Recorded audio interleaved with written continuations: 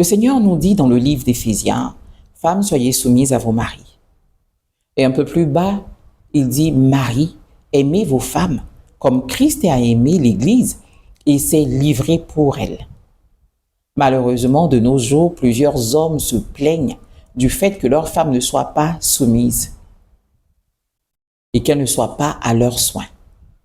Et vous, les femmes, vous aussi, vous êtes là, vous n'êtes pas soumises, c'est pas gentil, c'est pas bien. Il faut y travailler. En tout cas, on doit y travailler. Je dis on doit parce que moi-même, je ne suis pas maman parfaite. Oui, je ne suis pas maman parfaite. Voilà, c'est par la grâce de Dieu que j'avance tous les jours. D'accord? C'est par la grâce de Dieu qu'on arrive à être soumis. Sinon, nous les femmes, là, on s'oublie très vite. Voilà, souvent on s'oublie un peu. Mais par la grâce de Dieu, on y arrive. Donc, il faut vraiment y travailler pour ne plus que nos maris se plaignent. D'accord? Mais il faut quand même éclaircir des choses. Quand Dieu dit aux femmes, soyez soumises, il dit, soyez soumises à vos maris. On comprend par là que ce n'est pas adressé à la femme pour le confort des hommes.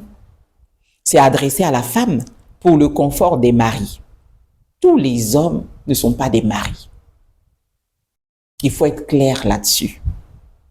Je ne veux pas blesser les hommes, mais tous les hommes que nous voyons là dans les mariages, dans les foyers, dans les maisons, ne sont pas des maris. Parce que souvent, quand tu entends des femmes, et même sur les réseaux sociaux, quand tu regardes ce que certaines femmes vivent, tous les hommes ne sont pas des maris. Le Seigneur parle des hommes qui sont des maris pour leurs femmes. Et un mari, c'est celui qui a décidé de ne plus marcher seul. Parce que le Seigneur dit bien, il n'est pas bon que l'homme soit seul. Je lui ferai une aide semblable à lui. Au départ, il était homme. Et quand Dieu a vu qu'il n'était pas bon qu'il soit seul, Dieu lui a envoyé une aide qu'il a appelée lui-même femme.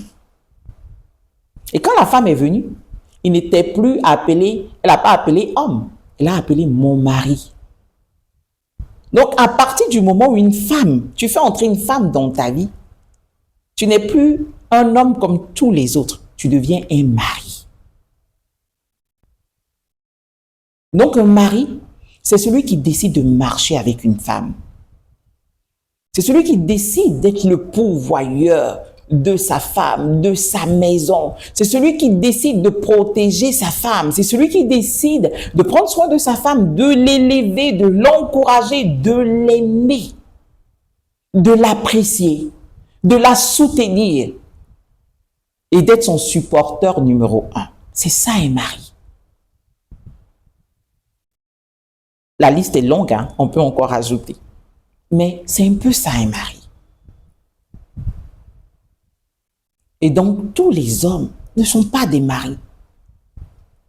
Toutes les qualités que je viens de citer là, il y a des maris qui n'ont même pas deux dedans. Et quand le Seigneur dit aux maris, aimez vos femmes là, vous pensez que aimer dont le Seigneur parle là, c'est aimer de l'amour, je t'aime, d'un amour sincère, je t'aime là. Vous pensez que c'est ça? Non.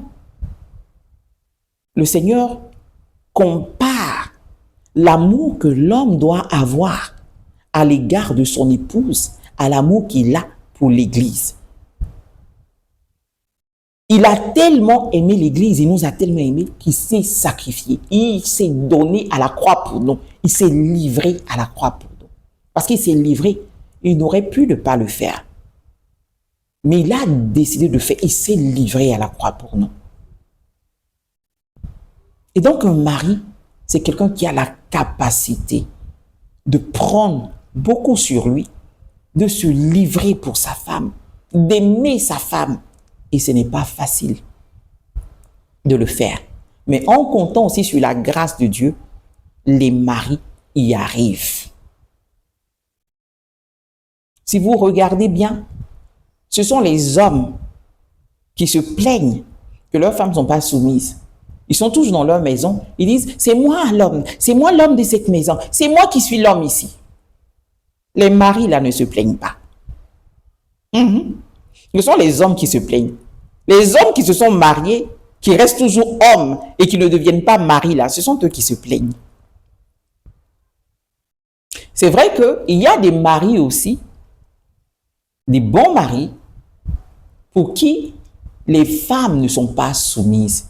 Mais quand il arrive que les femmes ne soient pas soumises, généralement dans ce genre de cas-là, ce sont des femmes qui sont blessées par quelque chose, qui ont été peut-être souvent blessées par le mari, ou bien des femmes qui sont restées encore des petites filles qui ne sont pas encore allées à cette dimension de femme-là, ou bien ce sont des femmes qui ne sont pas encore converties. Et même dans ces cas-là, le mari, avec le mandat qu'il a reçu, avec les capacités qu'il a reçues du Seigneur, arrive toujours à relever le niveau de sa femme, à l'emmener au niveau où il attend. Voilà un mari. On a pour habitude de dire que c'est la femme qui fait le mariage, c'est la femme qui soutient le foyer, c'est vrai. Mais le rôle du mari est puissant. Le rôle du mari dans le mariage est très puissant. Généralement, l'essence et l'essentiel même, le carburant même du mariage, ce n'est pas la femme, c'est le mari.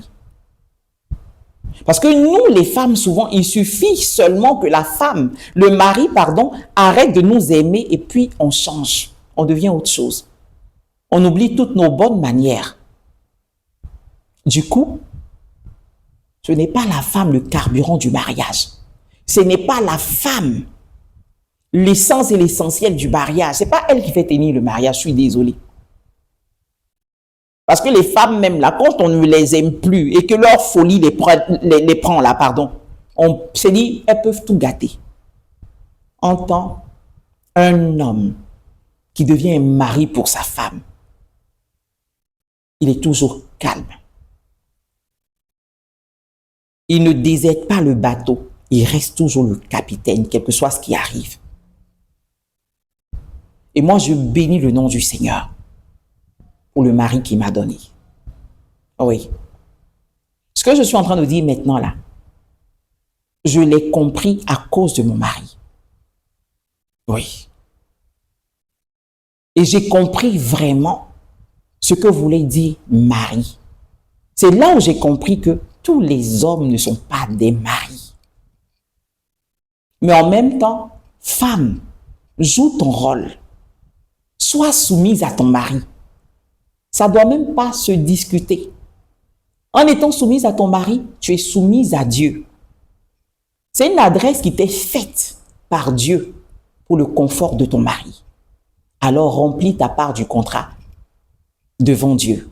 Et ça ne dépend pas du caractère de ton mari, ça ne dépend pas de ce que ton mari est, ça dépend de ce que Dieu a dit. Marie, aime ta femme aussi. Ça ne dépend pas de qui est ta femme, de comment elle est. Ça dépend de ce que Dieu a dit. Remplissons notre part de contrat. Sans regarder ce que l'autre fait. En remplissant notre part de contrat, on verra des femmes soumises, on verra des maris aimants. Moi là, je n'étais pas trop soumise avant.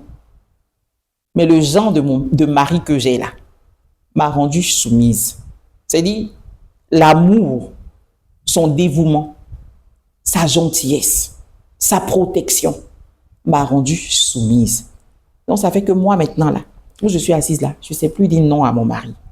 Donc, si tu ne veux plus que ta femme sache te dire non, tu sais ce qu'il te reste à faire.